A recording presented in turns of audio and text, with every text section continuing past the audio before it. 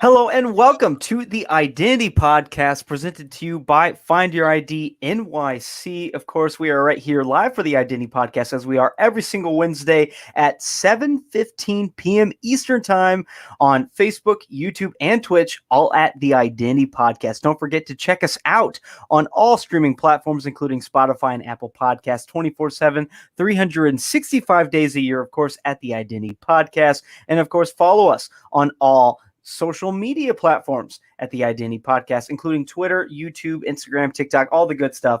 Find us there, chat with us, have fun.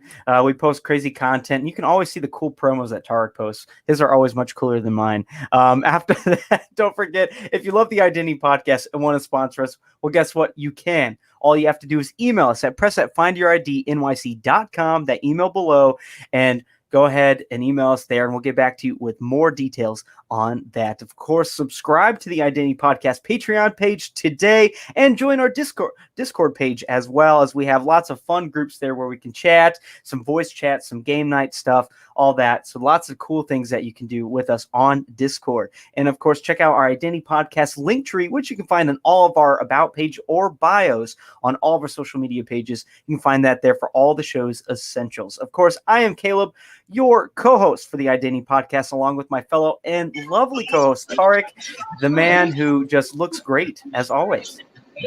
Oh, appreciate you, man.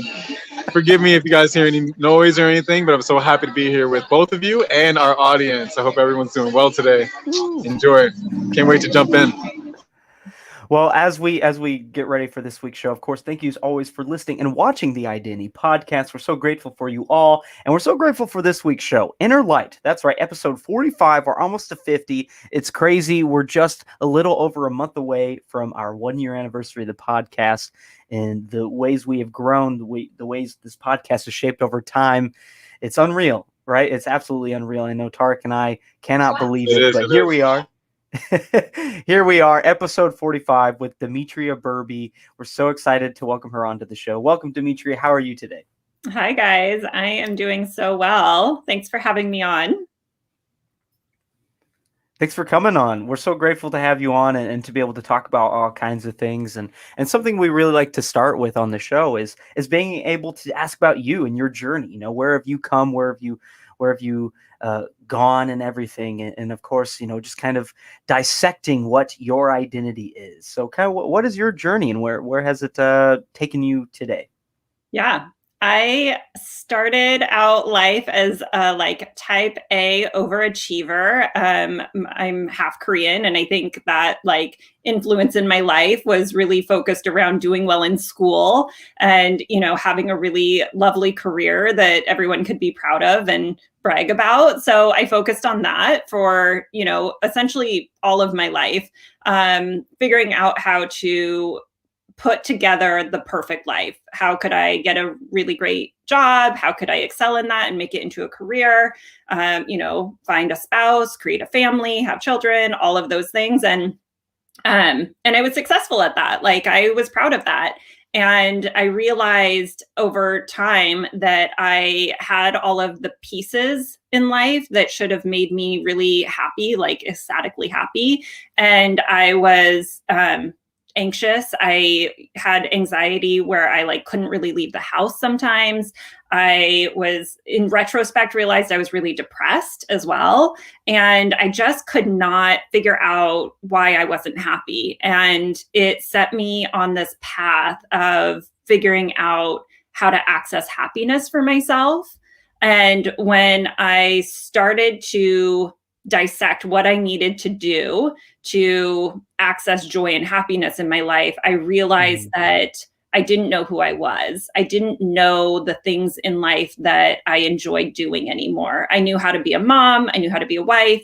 I knew how to be my job title, but I didn't really know how to be me in any of that. And so I went on this 8-year journey of trying to figure out who I am and really what my identity is, which turned into this really beautiful experience. This last couple of years, I quit my corporate job about 2 years ago. And that accelerated this, you know, journey, this spiritual awakening of really figuring out who I am and how to actually enjoy life and the deep connections with the people that I love. That's So well a really said. good thing. Thank I you. completely agree. And I think that's a really great thing as well. Looking back and being able to kind of realize where you've come and where you've gone. And, that's a big thing with the show is we're all about discovering your identity. But in order to discover your identity and to kind of, to look on it today, you have to reflect and understand it as well. Right. And so I guess a kind of a half part question type of thing that I have for you is where in the timeline you said about 8 years, right? 8-year journey of kind of going to discover yourself and still, is that still continuing today? I mean, I think it's an ever unfolding process. I don't know if we ever fully know ourselves. I have a much stronger grasp on who I am, what I am really, right? Like in my own journey, really discovering that I'm a spirit housed in this like human body, and that interestingly grounded me into understanding that I'm not here to produce things or, make spreadsheets or, run meetings. I'm here to have an existence, and that existence is made up of a whole lot of things. And I think where I'm at in my journey now is understanding what are all of those things that I want to experience. I definitely have passions in life that I'm very aware of, right? I wrote a book, so I'm now an author. I have a strong passion in helping people reconnect with their own identity. But then there's things like we were just talking about. There's things like, well, I just got into F1 racing. Like I'm super into watching that, right? Like, so that's a new experience. That's a new part of my identity that I didn't have, a couple months ago, but that's something new that I learned about myself that I enjoy. And so I think it's this ever evolving process of understanding deeper and deeper who we are on like the inner part of us, and also what are the external ways that we enjoy ourselves and enjoy this experience of being human. So true. I think that's beautiful. That's super beautiful. Definitely multifaceted indeed. As much as all these voices, sometimes we can be a little crowded in our own thoughts with what we're doing with ourselves. You mentioned 8 years as well, so I appreciate you like even taking that time, like that journey. A lot of people don't even want to do the work to make that change, and it sounds like it's not that you're not productive, it's just that you were caught up in your own mundane self, and I think a lot of times we tend to focus on what the litmus test of our productive capabilities are. Like, will I ever achieve this? Will I ever achieve, a husband, or will I ever have children, or will I ever make this spreadsheet? Will I ever make my deadline? Stuff like that. And at the end of the day, I feel like I've kind of gone through a very similar thing, just even this week, of really finding out what makes me shine, despite anything that I could do or anything that I've said in the past. And outside of that, it kind of helps me to remove myself from mistakes or loss of time or things. And it's not even like a sadness or a positive thing. It's more just like an opening up and adapting to the new you.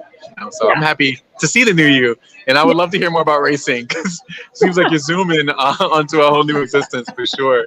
But good one. Go like, how's that been? How's been bonding with people since you've changed your career? We have had a couple of people on our show that have kind of broken that corporate mold, that have achieved their goals, that their childhood goals, or maybe their parents' goals, because you did mention your ancestry. Because that can have a lot to do with it too. It's hard to live someone else's existence, and some of us have become really, really good at it. And I was there as well. Forgive the passing siren.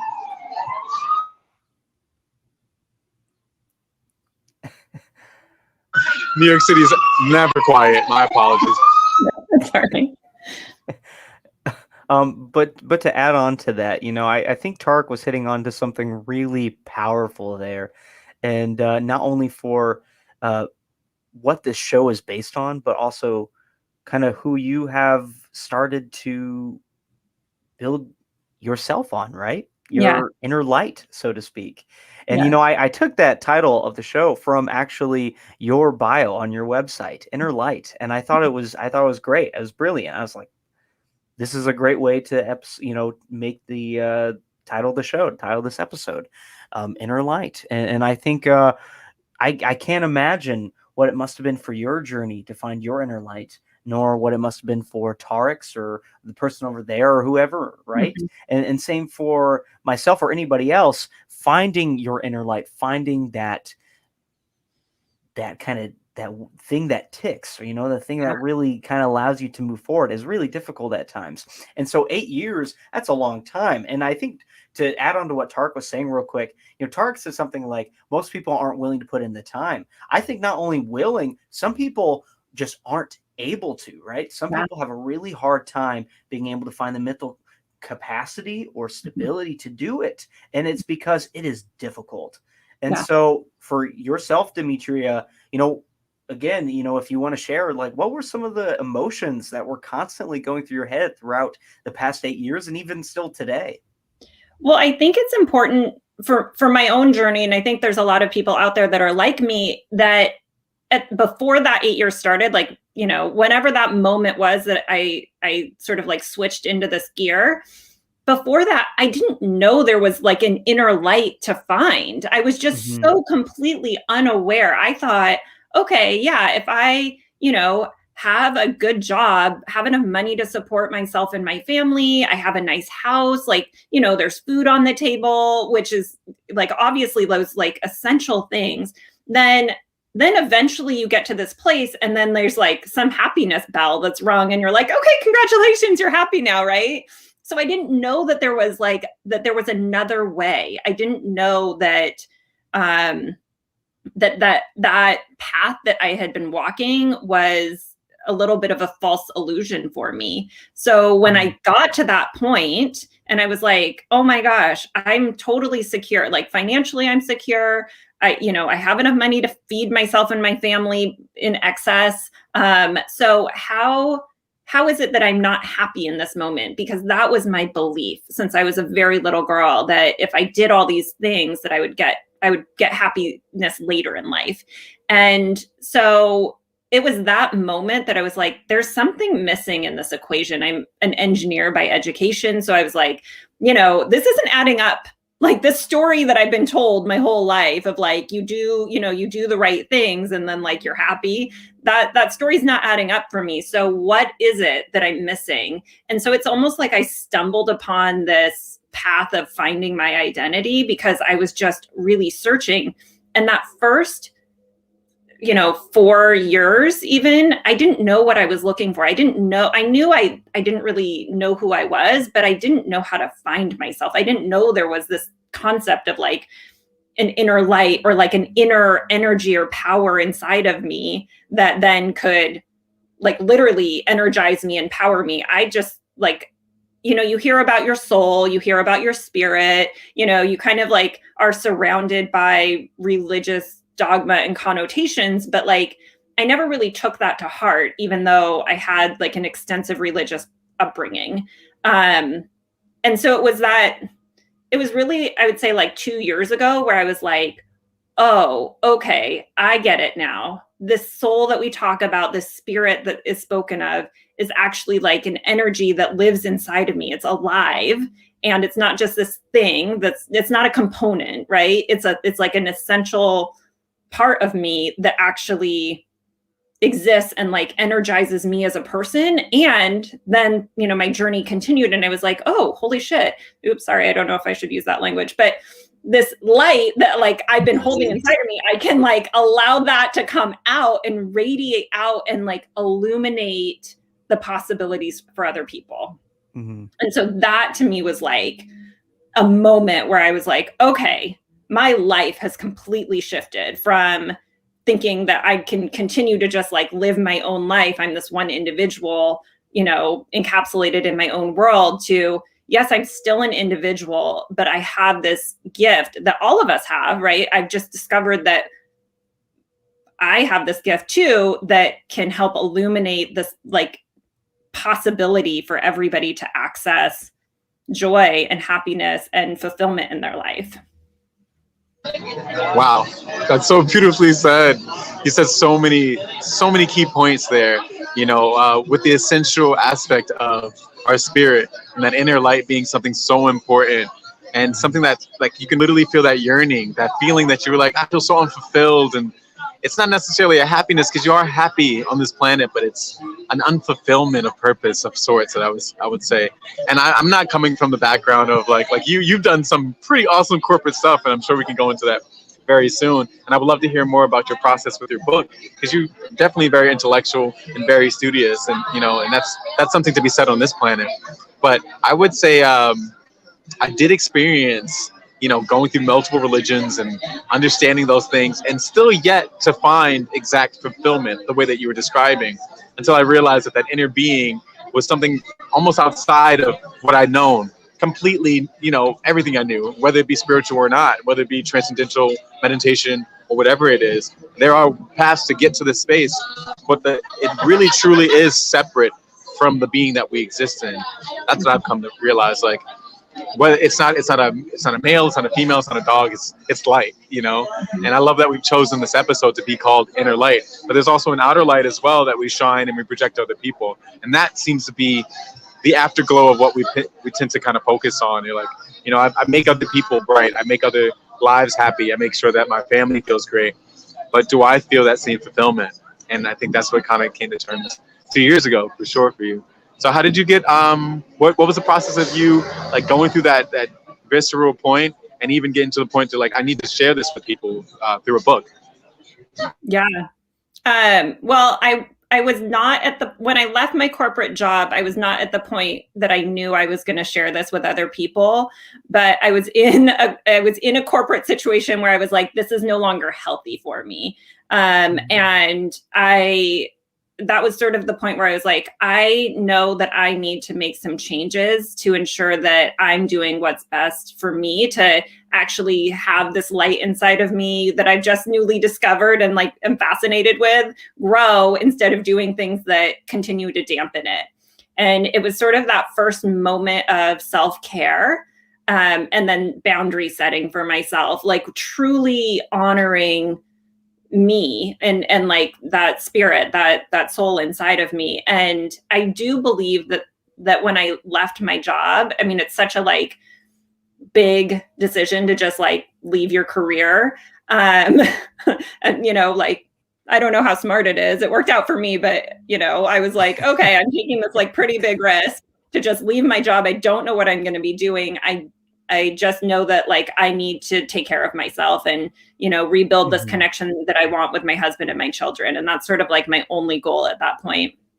And I left that job, and all of the sudden it's like everything in the universe aligned to like turn on the fire hose of, oh, okay, you are willing to like take a big ass risk and leave your job.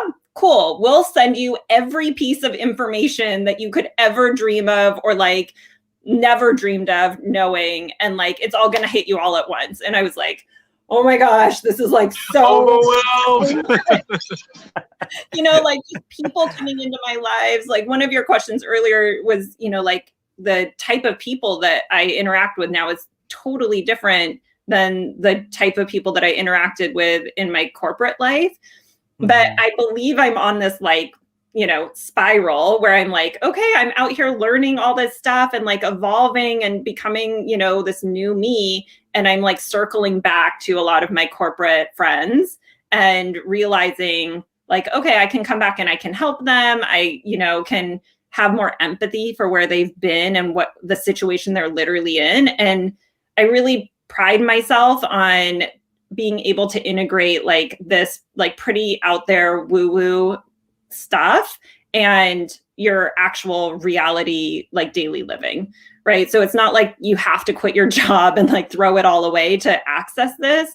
There's totally simple ways for you to access this and like keep your job so you can keep your house and like feed your kids or whatever you need to do, right? It doesn't have to be one or the other. It doesn't have to be dualistic. It can be like all integrated and one. I think that was right on point. Everyone that's listening out there, you can kind of take notes on her journey with that aspect. I think a lot of it is kind of just like listening and taking that step away from what you may think is your own reality, and taking that time to step back and be like, there's so much more I could be giving. There's so much more empathy I could be giving, more love. And what I learned when I was going through my bit of like just kind of like figuring out exactly where that inner light is coming from, or what it is, and this nirvana that people have been speaking about for so many centuries and millennia, has been more or less what brought me back to this planet or made me more tethered to this was love. And it's so funny that you said your family, you want to be more loving to your family, and that's what like brought you to a much higher place. But at the end of the day, all of that kind of like is still these things that tether us to this being. And in order to be the best inner light and the best person that you could possibly be, you have to kind of let go of so much so that you can gain so much more. And if we're full of a bunch of junk, whether it be corporate or just 9-to-5s, you don't have to quit your job. I hope we're not advising everyone to quit their job. Don't do it. Don't quit your day job yet. Don't do it. But I think that the main goal is to find out what is really being spoken to. And I don't know how many people meditate or pray, but it is so healthy to kind of come to terms with what is that feeling, what's that voice, what's that inclining to push you into something greater, Mm-hmm. Yeah, absolutely. I mean, meditation was such a big part of my journey. I'd been meditating for years and like didn't quite get it. And then one day it just clicked and I was like, oh, this is what people are talking about when they're talking about like really meditating. It's not the same as a guided meditation is amazing. It is what, like, I still use it today when I just need, to be taken on that journey through somebody else's voice. But the best type of meditation for me is when I can close my eyes and just like go inward and have a conversation with myself and like process through. It's not processing through my to-do list. It's like a conversation with my soul. And that type of meditation and sitting with like, what is the discomfort that I'm feeling right now? What are these emotions that are coming up? And then why am I feeling this way? Is this tied to some like trauma? Is it tied from some ancestral like teaching that has been passed down to me? And is this how I want to exist? Is this how I want to live my life? And being able to make those choices like it all happens inside of me. And that you're right. I mean, that practice is just so foundational to really connecting with yourself. Yeah. Go ahead, Caleb. No, yeah. With meditation, I really like what you said. There's guided meditation, and then there's also that opportunity where you can take it and you get to sit with yourself, right? And I feel like I was fortunate enough to kind of get the idea of meditation a little bit earlier for myself than I guess I was expecting to earlier on. It took me a month or two, but then I was like, you know what, this is really helping, and there's a reason here. And I may not have necessarily realized that reason in the first day or the first week that I started meditating, but it's the fact that I knew that there was a reason, and it was guiding me towards a bigger, higher reasoning by a month or two after that. And I still to this day, will use guided meditation every once in a while, such as you said, but I do find that the simplest and some of the greatest of finding that inner light, the inner peace of really just racking your brain is being able to sit there. And I think it's because we're able to use our own voices. We're able to use our souls, our auras, and we get to look in, right? We kind of get to do what the show does, with discover, understand, and reflect, but we get to do it with ourselves. And I feel like, the show is a great kind of replication of that. Always got to tie in the show. Shameless plug. But I feel like the show is a great kind of replication of that, being able to discover who you are, but you can also do it for yourself, right? And so we encourage our listeners, our subscribers, if you are listening or watching the Identity Podcast, thank you. And of course, we're not only here to discover who Dimitri is this week and who this person was last week and who the person on the show will be next week and everything. No, we're here to discover ourselves at the same time, right? Mm-hmm. And that's what's important. And I feel like Tarik and I, we've talked about it so many times and we'll continue to talk about it for the rest of the time we do the show. And it's the fact that we can sit here every single week and we get to not only discover who you are, but we get to add a new lens and we get to discover more of who we are. Mm-hmm. And I think that is so important and so beneficial. And for anyone who listens and watches the show every week, I can't imagine where your progress in your life has come, right? And where you've been able to take week 1 of the Identity Podcast to whatever week we're in now, episode 45, and take it there and be able to reflect on everything that you have learned and everything we hope that you have been able to grow with, right? And so meditation is a great asset to it, but I think at the same time, allowing yourself to just find that inner light and really just dig deep is a big thing too. And again, meditation is one way for that. There's a lot of different ways. Could simply just be talking to someone. And it could be something, the things that you're doing as well, Dmitri, especially writing a book.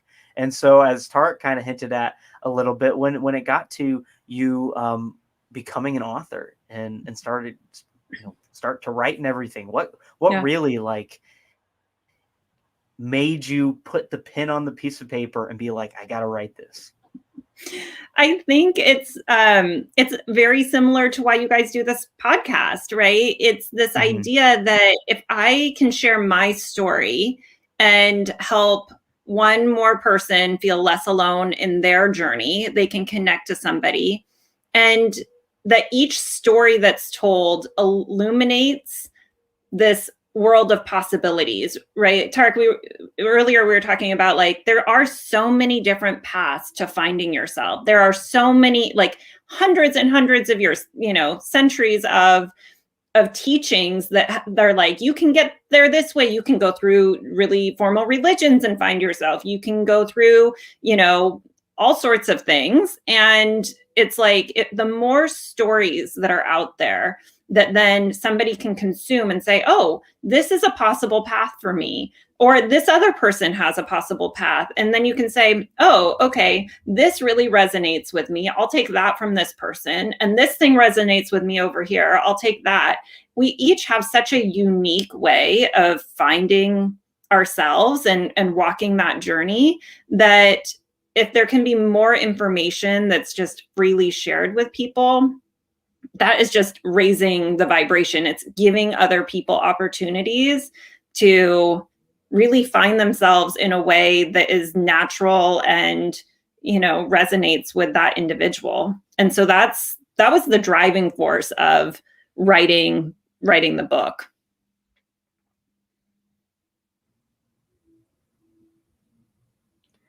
I think that's really great.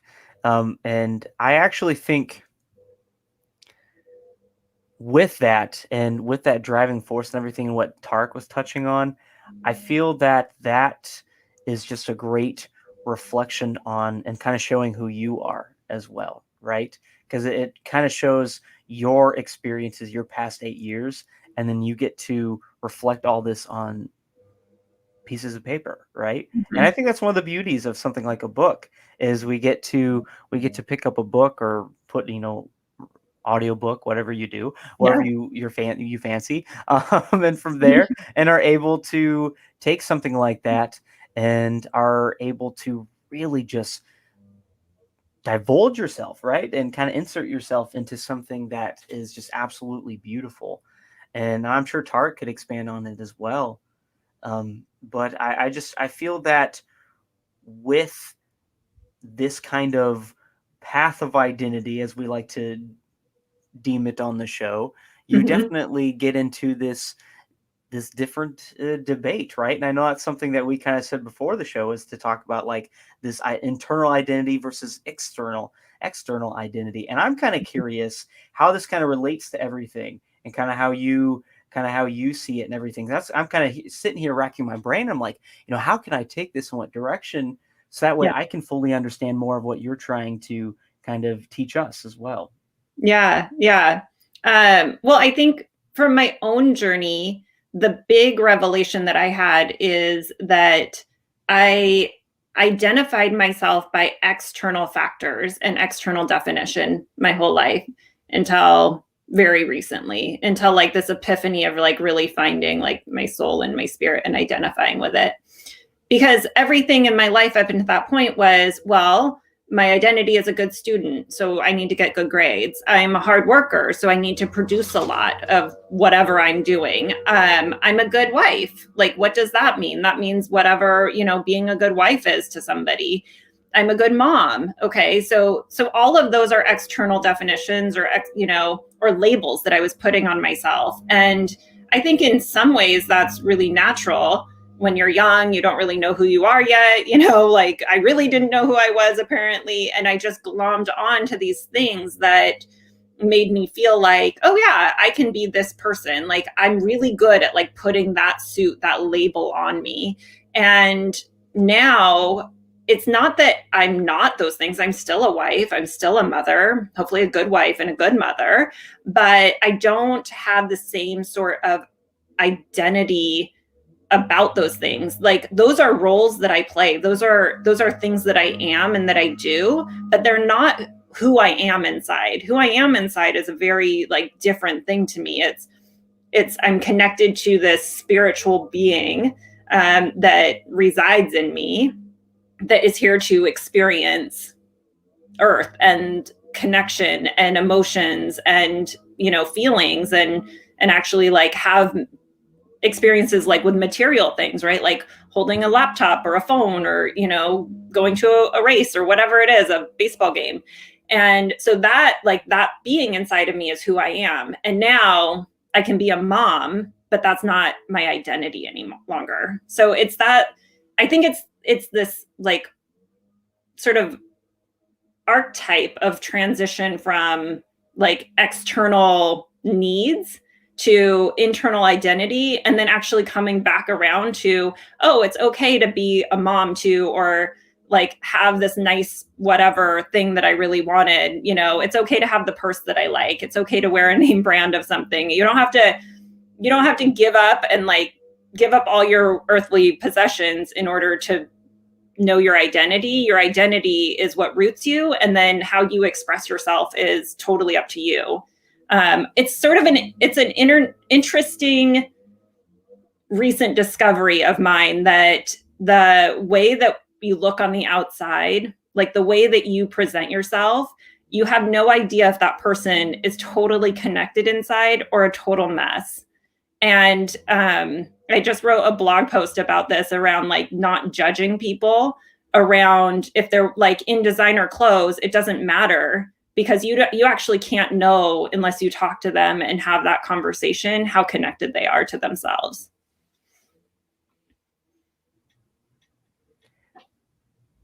Yeah, that's awesome. I was gonna ask. Can you guys hear me? Yeah, you're good. Okay, sorry. I was gonna ask. I was like, so once you figured out, not really putting the cart before the horse, preferably, with your, whether it be what it means to be the best mom or whatever it is on this three-dimensional plane. Once you kind of gained more insight on your light and you were able to do some of that work, I don't know if you journaled at all or anything during that. I would love to hear some of those processes of how you, Jesus Christ. Literally everything is going right now. My It's the F1 races. yeah. Someone's outer light is to ride a motorcycle right now. Dmitria, you're supposed to be there. F1. But yeah, my question is just to see, like I kind of asked earlier, once you kind of gain some of this light, how are you able to approach some of these similar situations that you were before, whether it be either with more empathy or, like you said, more insight with like, being the best mom is being the best me. You know what I mean? Not necessarily, the perfect vegan food or the perfect whatever it may be outside of yourself. When you're glowing from within, doesn't matter if you're in Gucci or Louis or, whatever. I know sometimes in the corporate structure, we do see ourselves as very superficial corporate entities. These have their own beings as well, so If you look at the ideas of an LLC or whatever, they have their own being. So just as much as that, these are our bodies are representations of our inner light. And some people were dull. You probably were around people that were like that. So that's probably why you were like, I gotta get out of here, as soon as possible. But once you found that light, how has it been entering into the world and like, even journaling or like when you wrote the book? What was the title of your book? I'm sorry if I'm bouncing all around as well. No, it's all right. The name of the book is Return to the Light Within. It comes out in September 9th. Super excited about that. Guys, check that out. Please check that out.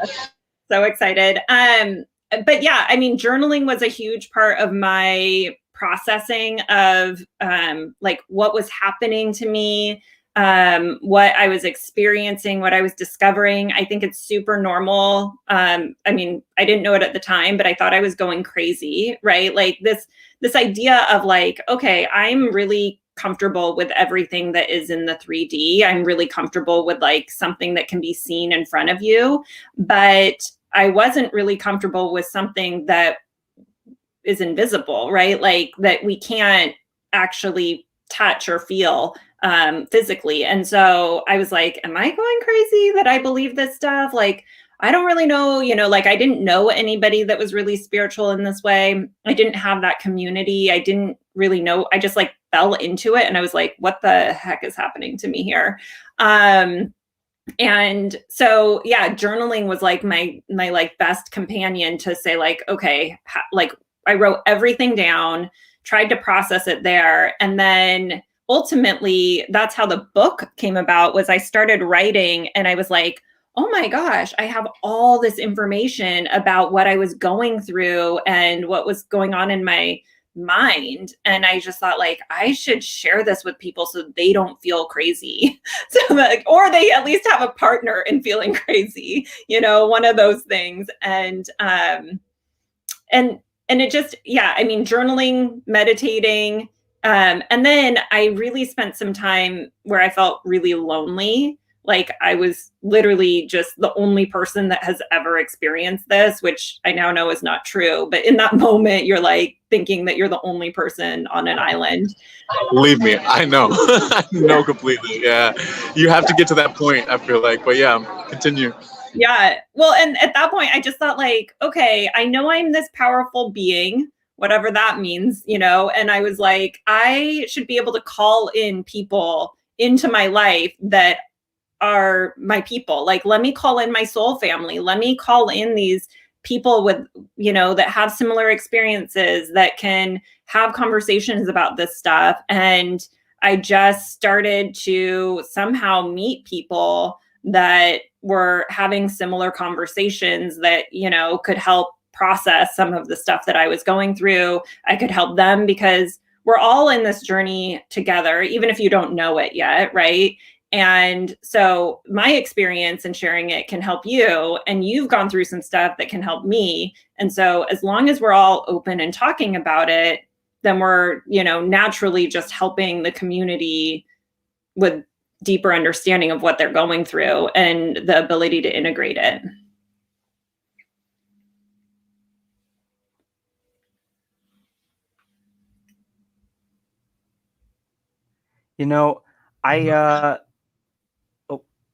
Tarik.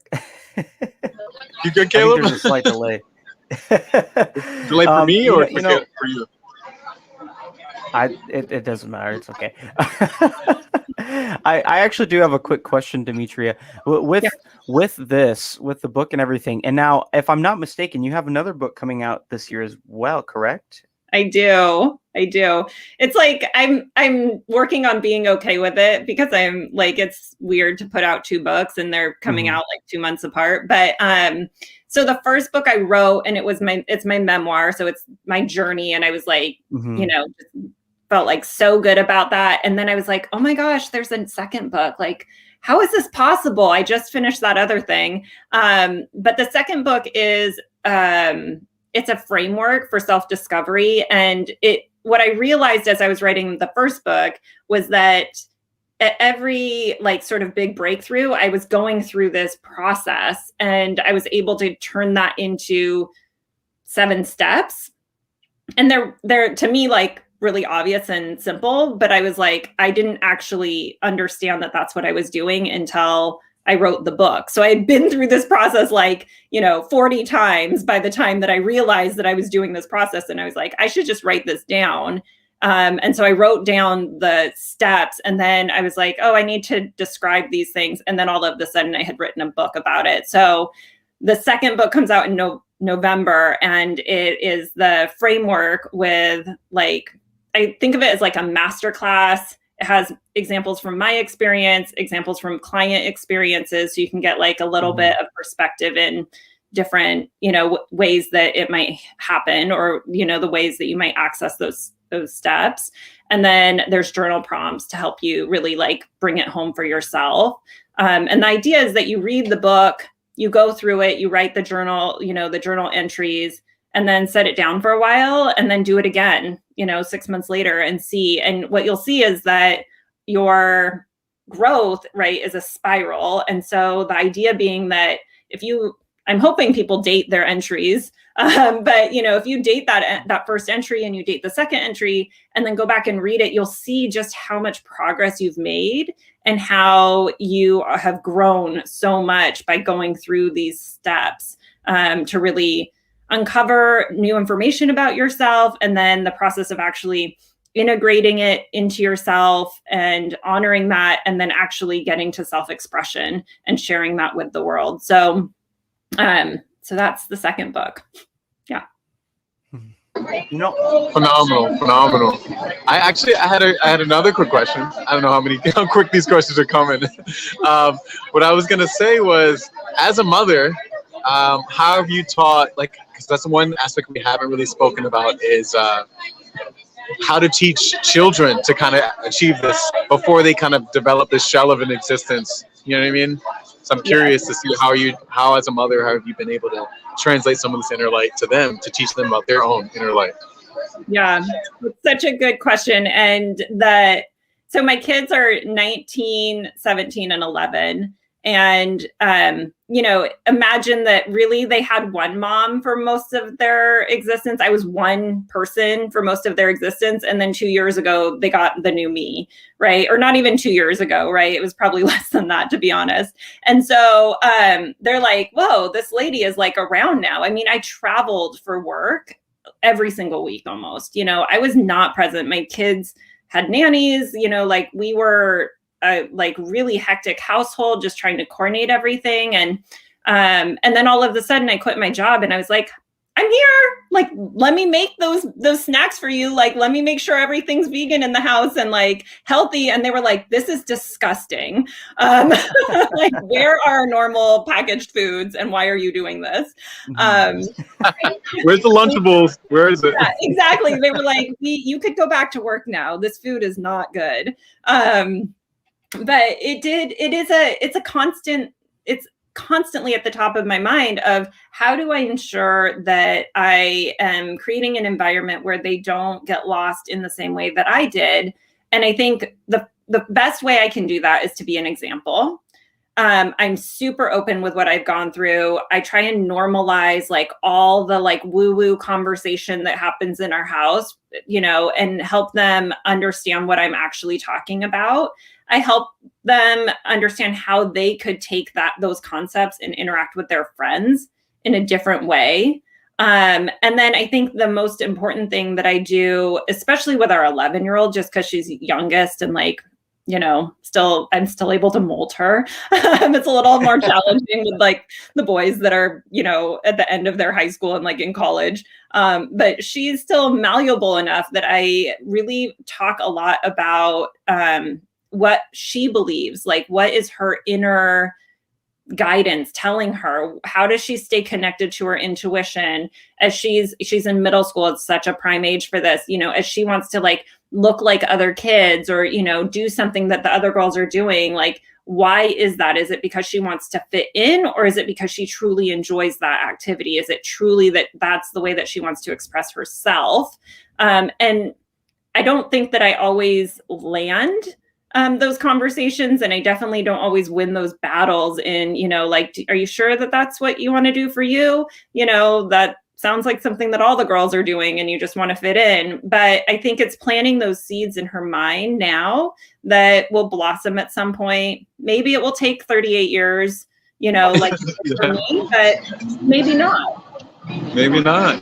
Yeah, I guess it was a bit of a trick question. I think you answered it way better than I could even think. I guess Caleb could attest to that as well. But what I was going to say was, I don't think there's just a time that's outside of our own being. It's the same thing like you said with our outer light. You can only be a parent to a role, of who you are as your being. But at the end of the day, that own inner light's going to come when it comes, and it's up to that person to then accept it. But yeah, I do think having a supportive inner dialogue, and that's the other thing I was going to say is good affirmations and good practices, whether it be journaling or meditating, definitely help you along that route for sure. Yeah And I think my parents worked all the time when I was a little girl, and we didn't have these conversations about being really solid in who you are. We were always taught that hard work was the key to everything in life. And so I think even just having exposure to other ideas, other possibilities, again, I feel like that word possibilities keeps coming up in this hour, but just that she can choose. They can all choose whatever path they want. I think the challenge being a parent is allowing them to choose that path. Because where I'm at, I'm like, oh, hey, there's this thing that's your inner light. It's your soul. It's your spirit. You should totally get connected to that now. But the reality is that they have to take their own path like all of us do. And I have to be able to sit back and allow that to happen. So it happens exactly how it's supposed to be for their soul, their spirit, and kind of just be the supporting container when they need it. Well, what more can we ask for, right? I mean, as a mother, you really were a supportive container for all of them. Not to get too weird, but no, I think you've hit the nail right on the head, and I appreciate you even saying that, because what it does is it talks about how you had that conversation with your own inner child, and some of the things that you had to heal with your own parenting that you grew up with. And a lot of us tend to be like, I want to be the best parent because my parent was so bad. And at the end of the day, you're here, and you're here for a reason. And a lot of that came about because their parents, and like you said, this ancestral thing. So as humans, we passed on this knowledge of learning how to be here, surviving, food, all that other stuff. But there's also this ancient thing that's been around for so long, where that spirit of that soul has no time and no reason for when it comes. So it may be 38 years and maybe 3 seconds. Some say that children achieve this enlightenment while they're 2, who knows? But, I think a lot of it is the reason why you had your journey is because you wouldn't be able to journal. You know what I mean? You wouldn't be able to tell other people about this if you hadn't experienced corporate life, if you hadn't experienced all these other things. So I think every step, even, us making this show, and I really salute Caleb for being such a supportive part of this, has been really, really exhilarating for my entire being and as well as others. So we appreciate you you taking this time to talk to us for sure. Yeah, thank you for having me. Something that I am kind of curious about, you said you go back around 2 years ago and now you're home, right? And your kids, you're introducing them to vegan snacks and everything. And they're like, what the heck? And everything. And Tarik had a great point. How have you kind of been able to show this side of who you are and realizing your inner light and trying to help your kids and everything? I'm kind of curious with your kind of older kids. You said you have a 19-year-old. How has that kind of adapted to them as they enter college and everything, that age, right? And kind of not only taking what you have taught them, but what they're starting to learn being somewhere else. Yeah, I think for the older kids, our oldest went away to school. He did go to college last year, even though, we're in the pandemic. He was able to go to school. And so in some ways, I feel like, oh my gosh, I kind of the pandemic gave me these amazing moments where I got to spend time at home with them. One of my lifelong dreams was to be able to have dinner every night with the whole family around a dinner table. And I got that because nobody could leave the house. Now they had to eat my cooking, so that was like a different thing. But I got these moments with them where we got to bond as a family, and I think again it goes back to just being able to witness my own like breakdown of identity and like the rebuilding of that. And he kind of left, right? So he left in last August, and then missed the sort of like evolution that's happened over the last year or 9 months or whatever it's been, right? But he did get to see the breakdown of like me leaving my corporate job, how difficult maybe that was for me, because when you leave your identity, like everything that you've ever held on to, you do definitely have a panic attack or two. You're like, what am I doing? I've made the worst mistake of my life. I'm going to be nothing because I've left my job title. So, you have those moments to be honest. And I was like, how do I get back? How do I go back? How do I like latch back onto that thing that I used to identify as me that I've now like thrown away essentially? And he did get to see that. So for him, I think he definitely is less influenced by who I am in this moment because he's an adult ultimately. Like he's already has a path in life that he is taking and going about, but he actually got to witness that breakdown. And I think it's like you said, Tarik, it's like that will come into play later in his life at some point. I don't know when, but I think being able to witness my own, like a strong parent figure, just like going through that will help him realize that it's okay to walk away from something as big as like your identity to really find yourself. And I'm hoping that will inspire him at the right moment, that he'll know like, hey, she did it and she is just fine. Like she is thriving and good. So if she can do it, so can I. That's what I'm hoping. Mm-hmm. I think that's really beautiful. And to add on to that, I can relate that personally as well. I was around his age, if not just a little bit younger, when my mom made two big career changes. And it really changed things, right? It really shook up the house. It made things different, and you had to get used to it, right? And I was at that age where, you're starting to become kind of your own person, right? Your own soul. You are able to start formulating your own opinions without not necessarily always needing maybe a bias or needing advice from your parents to influence that or anything like that.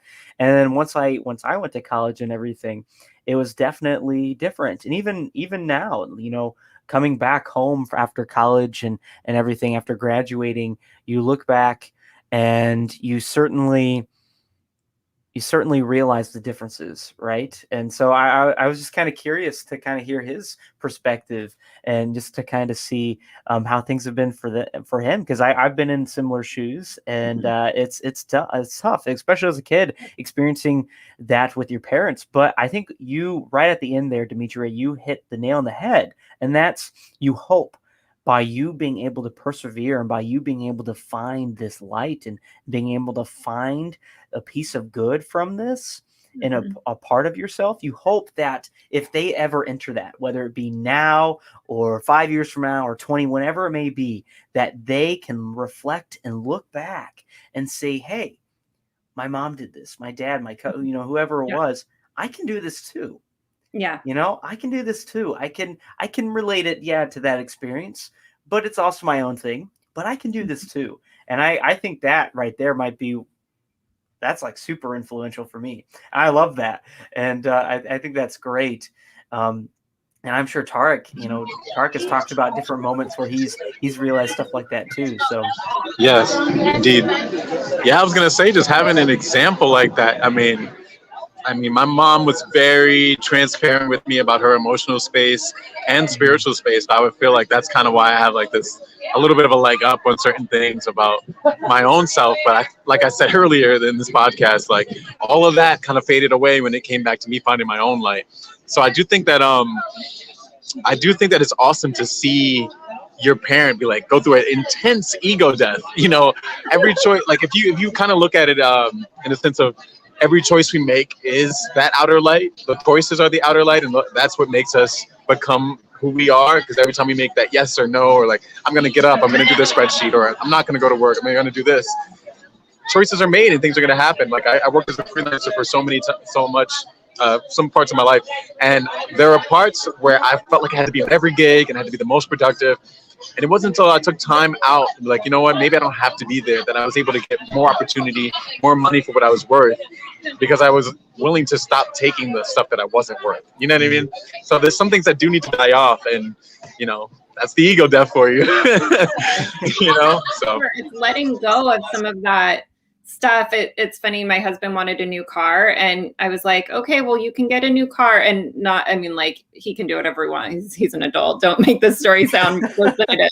But I was like, hey, you can buy a new car when you sell this car, because then there'll be space in the garage for your new car, right? But you can't, like, and so he sold the car, he like listed it, and it was like gone like the next day. And he was like, oops, that was faster than I thought, you know? And then we had this open space in our garage for a while, and it just felt really good, because it was like, okay, there's this open space in our garage, and you are like literally clearing stuff out to welcome whatever is new coming in. But I think of that situation as like your inner stuff too, right? Like clear out, let go of some of the stuff that you hold so tightly onto, so that new amazing opportunities can come in. But if I'm like holding on to anything too tightly, it's like, okay, well, I know what's in my hand. Is that what I want? If it's not exactly what I want, then I let go of it.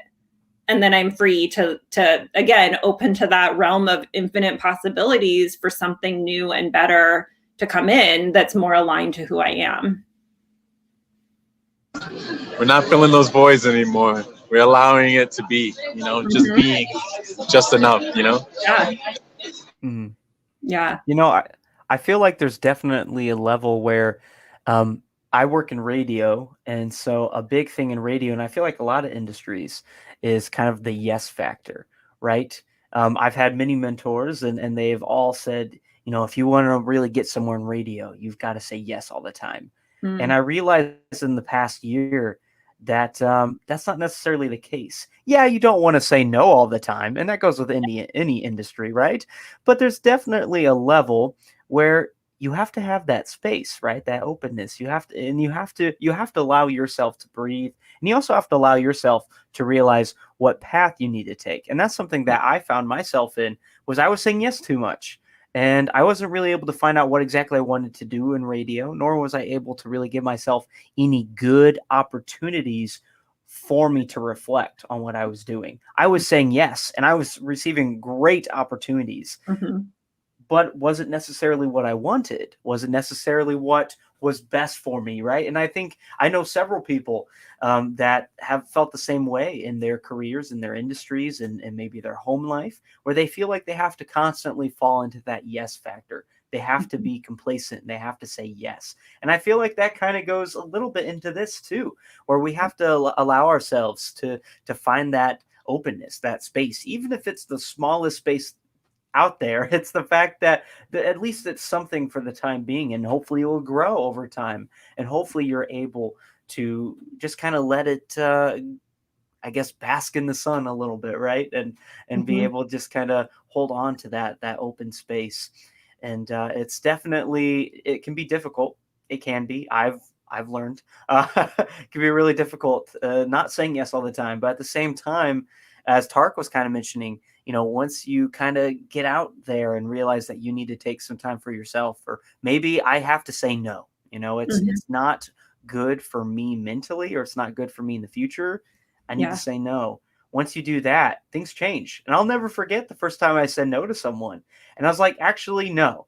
And they gave me a look like, what? And I'm like, yeah, no. Yeah. It was a very quick paced thought. I was not expecting to say no, but I did. And pat on the back. Anyways, as we start to wrap up, go ahead.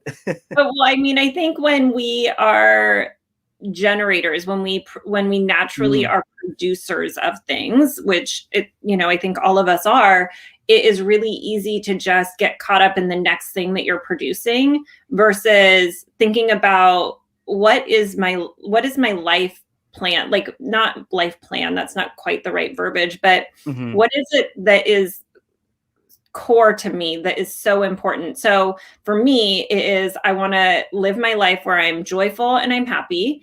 And I want deep, deep connections with my husband and my kids primarily, but deep connections in sort of concentric circles, right? My sisters, my parents, my friends, and out to strangers.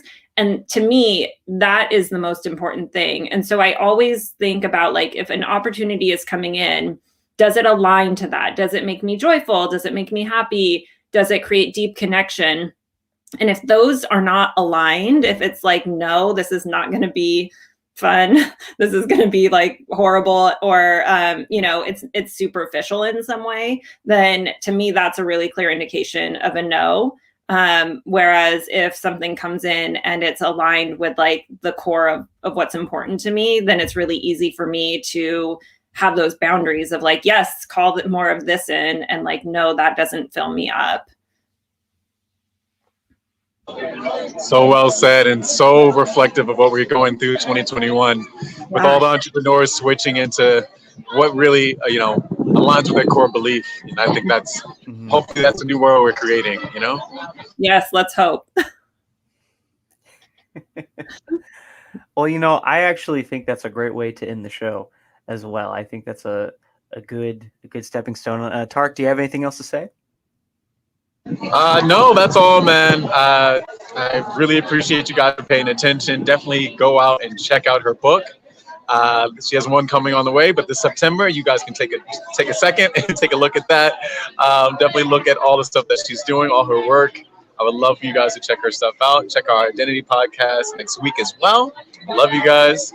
And Caleb's going to take us away. Well, again, as Tarik said, thank you as always for listening and watching the Identity Podcast, of course, presented to you by Find Your ID NYC. Don't forget to go ahead and check us out on all streaming platforms and follow us on all social media platforms. Don't forget to subscribe to our Patreon page and join our Discord chat.